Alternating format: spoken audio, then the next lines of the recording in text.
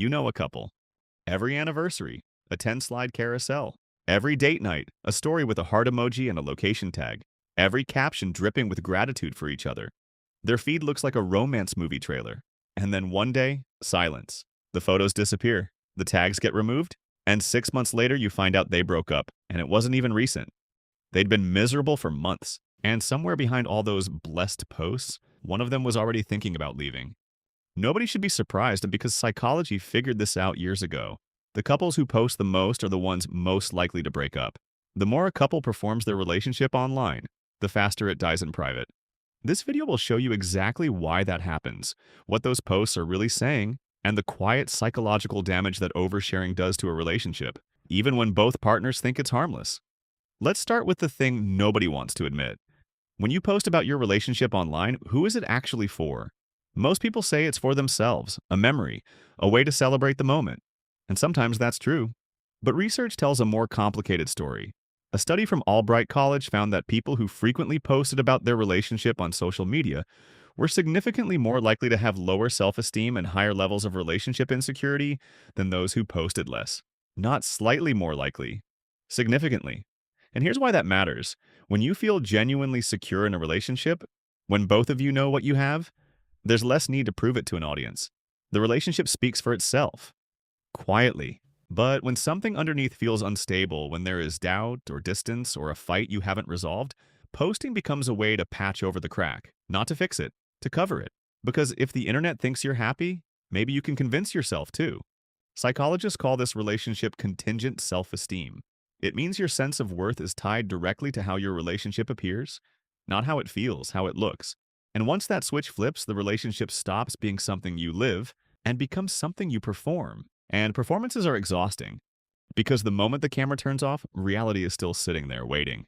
Now, here's where it gets dangerous, because social media adds a layer that didn't exist 20 years ago. When you post a photo of you and your partner and the likes start coming in, your brain releases dopamine, the same chemical behind every addictive loop we've talked about on this channel. You get a notification. Someone comments, "You two are goals." Another one says, "This is everything." And your brain lights up. Not because your relationship got better, but because strangers just validated it. And that creates a very specific problem. Over time, your brain starts associating the posting with the reward, not the relationship itself. The thrill isn't in the date anymore. It's in posting about it. So you start doing things not because they feel meaningful, but because they'll look meaningful.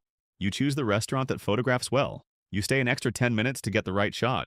You have a perfect dinner, and the first thing you do when you get home isn't talk about it. It's edit the photo. The relationship slowly becomes raw material for content, and the actual connection, the messy, unfiltered, unpostable part, gets less and less attention. Researchers at the University of Houston found that the more time people spent curating their online relationship image, the less satisfied they reported being in the actual relationship. Not because posting caused the unhappiness directly, but because it replaced the behaviors that sustain real intimacy. Time that could be spent talking, resolving, connecting, gets spent captioning, filtering, monitoring likes. You're feeding the image and starving the thing it's supposed to represent. But here's the part that most people never think about. Because the damage isn't just happening inside your relationship, it's happening to everyone watching. Every time a couple posts a highlight reel of their relationship, they're setting an invisible standard that other couples measure themselves against. And those other couples don't see the argument before the dinner. They don't see the 20 rejected selfies. They don't see the silent car ride home. They see two people who seem effortlessly in love. And then they look at their own relationship, which is real and messy and imperfect, and think, why doesn't ours look like that? This is called social comparison theory. And on social media, it's working overtime. Studies show that couples who frequently view relationship content posted by others report lower satisfaction with their own partners. Not because their relationship got worse, but because they're comparing their behind the scenes to someone else's highlight reel. And here's the twist. The couple doing the posting is also comparing. They're comparing their real relationship to the version they posted. And when real life can't match the story they've been telling online, that gap creates resentment. Because now both partners feel the pressure to live up to a version of themselves that never actually existed. The couple in the photo was a performance. The couple on the couch is real. And the distance between those two things grows wider with every post. Now let's talk about something that sounds old-fashioned but is actually backed by hard science. Privacy protects relationships. That's not a belief. That's a research finding. A study published in the Journal of Social and Personal Relationships found that couples who maintained higher levels of privacy about their relationship, who didn't share every fight, every milestone, every emotion with the public, reported deeper emotional intimacy and stronger trust than couples who shared openly. And the reason is more interesting than you'd think. When something is private, it becomes yours. A shared joke nobody else gets. A moment that only two people experienced. A fight that only two people resolved. These private experiences create what psychologists call a couple identity, a psychological space that belongs exclusively to the two of you, but every time you post an intimate moment online, you're inviting the public into that space. And once the public is inside, the space changes. It's no longer yours, it's content. And content has an audience, and audiences have opinions. And now your relationship has to absorb not just two people's feelings, but dozens, sometimes hundreds of reactions from people who know nothing about the context. Your friend comments, "You deserve better," after seeing a vague story. A stranger DMs your partner after seeing your photo. Someone screenshots your post and sends it to a group chat. Now your private world has leaks, and every leak weakens the container. The couples who last? They're rarely the ones you see online. They're the ones whose best moments happen with no one watching. And this brings us to the most revealing part of the pattern. What happens when these couples actually break up? Research on post-breakup behavior found something striking. People who had posted the most about their relationship while it was active experienced significantly more emotional distress after the breakup than people who had kept their relationship more private. And the reason is painfully logical. When you've spent months or years building a public narrative about your love story, the breakup doesn't just end a relationship. It dismantles an identity you built in front of an audience. You're not just losing a partner. You're losing a storyline that hundreds of people were watching. And now all of those people, every follower, every friend, every coworker who liked the anniversary post, becomes a witness to the failure.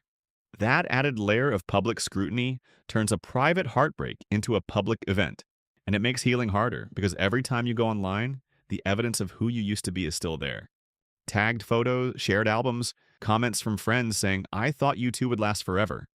The relationship is over, but the performance is still archived. And that archive becomes a trap because now you're grieving not just the person, but the version of your life that everyone was watching. People who kept their relationship private don't have this problem. Their grief belongs to them. Their healing isn't a public event.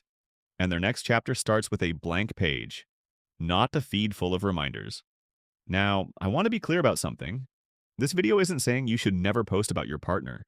That would be unrealistic and honestly unnecessary. The problem isn't sharing. The problem is why you're sharing. There's a test for this, and it's brutally simple. Before you post something about your relationship, ask yourself one question. Would this moment feel just as meaningful if I never posted it? If the answer is yes, post it. That's a genuine moment you're choosing to share. There's nothing wrong with that. But if the answer is no, if the moment only feels complete once it's online, once the likes come in, once people have seen it, that's not sharing. That's seeking. And seeking means something inside the relationship isn't giving you what you need, so you're outsourcing it to an audience. The healthiest couples I've seen, and the research backs this up, share selectively. They post occasionally, not compulsively. They celebrate without performing. And most importantly, their best moments never make it online.